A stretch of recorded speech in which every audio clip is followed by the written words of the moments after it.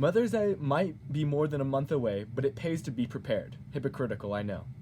Flowers are a staple gift to accompany any Mother's Day ensemble, along to accompany cards and chocolate gifts. You can buy cards early and you can stock chocolate in advance, but try as you might, flowers cannot live infinitum. But crafted flowers can live forever, so let's make some flowers. So first of all, let's go over all the ingredients you'll need.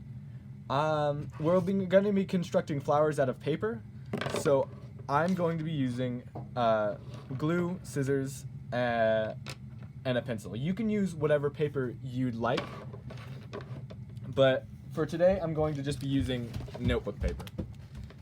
So first thing you want to do is you want to make sure you have enough sheets to construct your flowers. No more for one flower.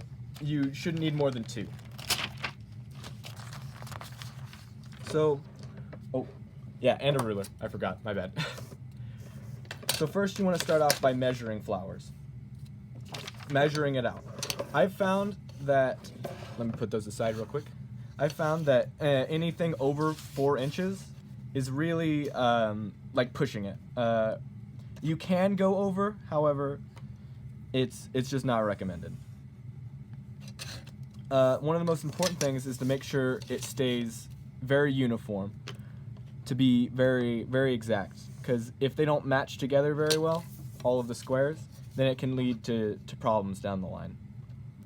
So now we have, oh, whoops, as I say that, we have 1 square. So now we take our scissors, and I know I could have done that by lining it up to the edge, but decided to go all in.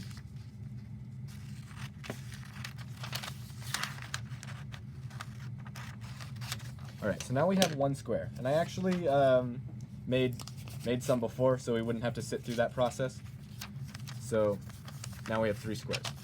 So the next step you want to do is to fold them into triangles. Once, whoops, twice, then 3 times. There. Like that. So I actually didn't prepare this part, so you're just gonna have to watch me. There.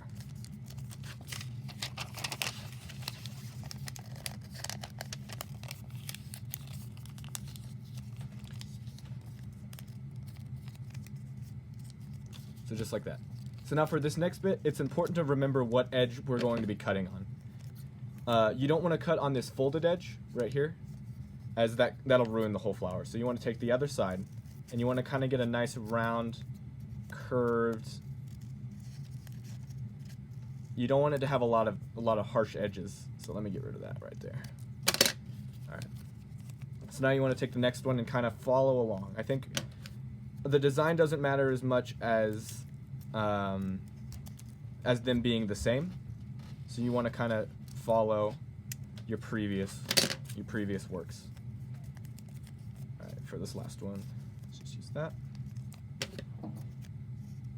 And so you want to make sure, even if you made a mistake on the first 2 in cutting them, you want to make sure you get this last one as close as possible. And bam. Okay. So now we have 3 of these. Oh yeah, for the last part, you want to make sure you cut off this bottom bit. Whoops. There we go. So now they're all flat. Okay. So whenever you unfold them, they should look a little something like that.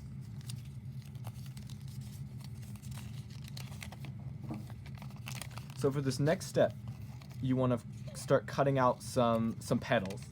So you want to start in increments. So you have like seven petals here and 1 petal here. And then you'll go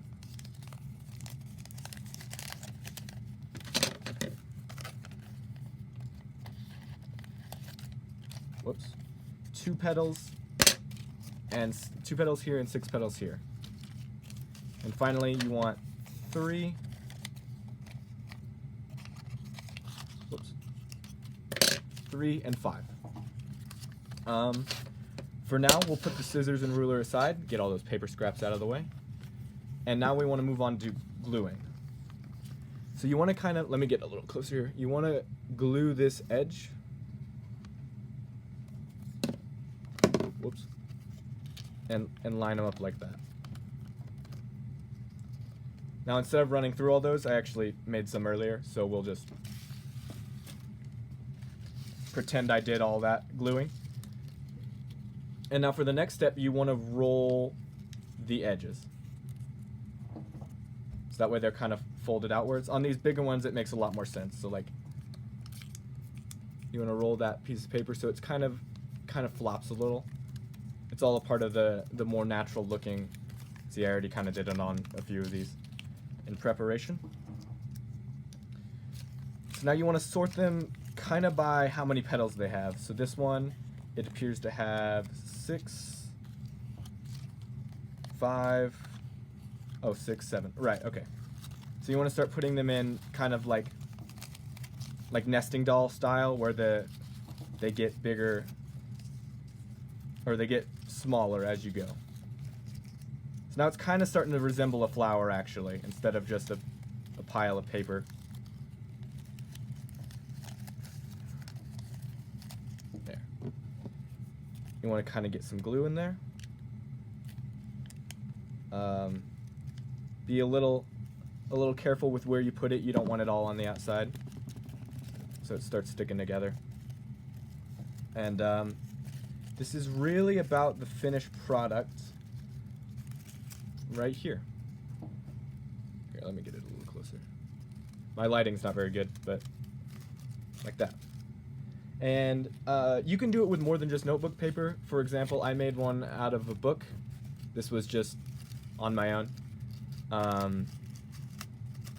And so, yeah, you can use these for more than just Mother's Day too. If you're just bored at home in quarantine, be sure to follow this to make you some paper flowers. Or I've used them for Valentine's Day and to ask my date to prom, even though that's not going to happen anymore. So I shouldn't end on a sad note. But yeah, see ya.